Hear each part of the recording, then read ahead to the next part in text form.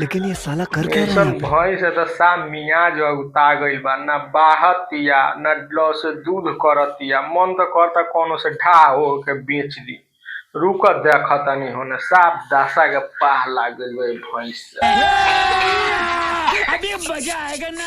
ओ फटी चर्चा नहीं बा कौन है रे? कहा है बबुआ?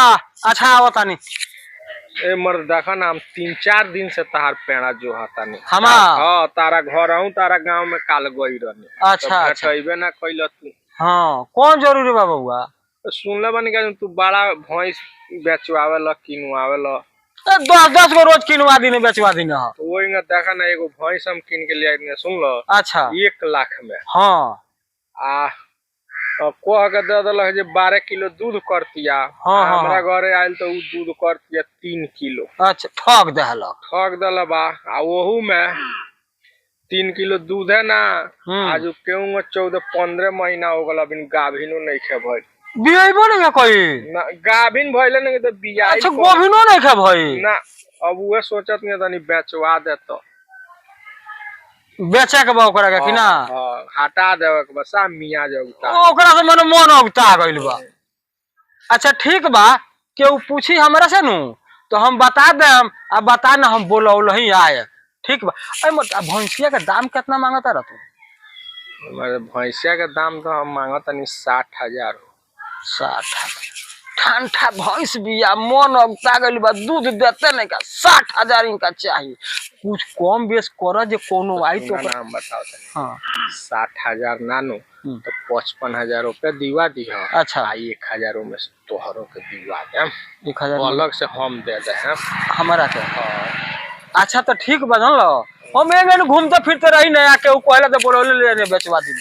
ठीक बा हम चलता नहीं ध्यान में रख एकदम ध्यान में बा ध्यान में। ठीक बा बाकी बाद में होई।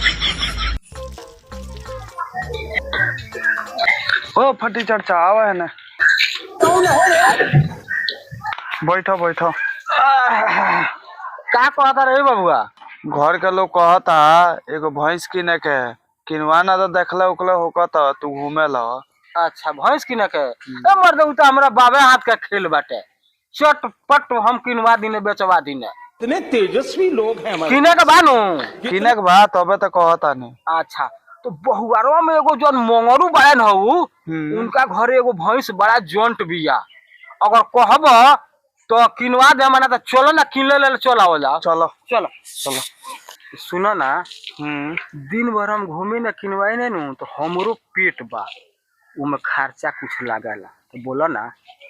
खर्चा दिया जाए 2,000 रुपया दिया बढ़िया भैंस किनवाई ना 2,000। हाँ बढ़िया भैंस अगर मिल जाये तो 2,000 रुपया देव में का बा। डिगी हम और ना डिगे हम ना पक्का आदमी है। हम पक्के आदमी है। चलो ठीक बा चलो हइये भैंस हिया देख लो पसंद बिया नु। हाँ भैंस तो ठीक लागत है। ठीक लगती है एक बाल्टी भर भर का हम चौआ दूध करे नहीं। अच्छा हाँ तुहार भाग सुधर जाई गई भैंसिया किन लेब तो।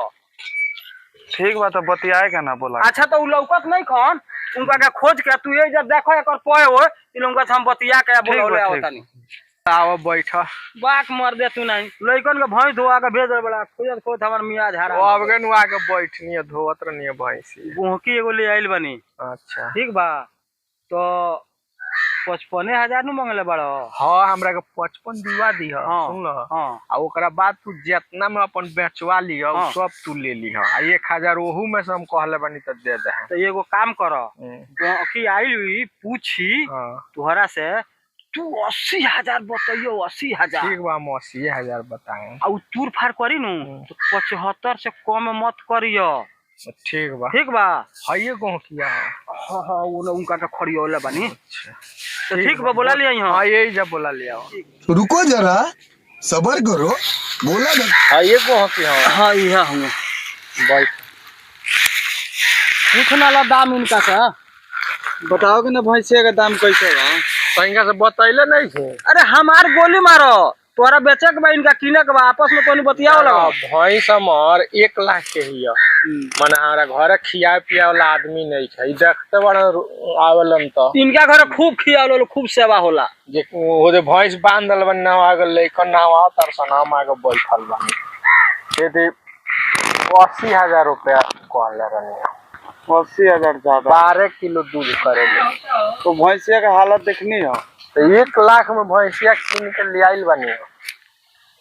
कुछ कम कर दो यो बेचारू गरीबे बड़े। अरे तो कम ठीक बा, कम हम ना करते मने आइल बनी वो तो तनका वही में घाटा। अरे इज्जत पानी हमारा राख दो। 5,000 रुपया कम कर दा। 75,000। सब 12 किलो दूध करेले भाई। 1 लाख पता लगी। हाँ 7 महीना के 7 महीना के गोमना बिया दुहबा कहाँ से बिया आई तब नु दुहबा। बहुत तरह के में पाठा खनिया बनल बिया। हाथे हाथे बाल्टी भरत रह जब किन के आइल तो 75,000 रुपया लेके आइल बड़ा।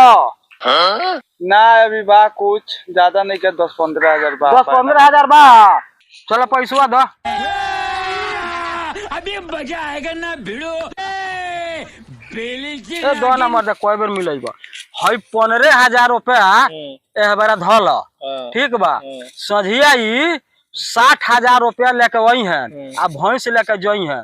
अगर ई ना वही हैं तो हम अपना घर से 60,000 रुपया लेके आएम आ भैंस लेके दुआर पर बांध। हमरा विश्वास बाटे। हाँ एंग भैंस चल लेके जा। ठीक बा ठीक बा ठीक बा पूरा विश्वास बा। ठीक बा ठीक बा।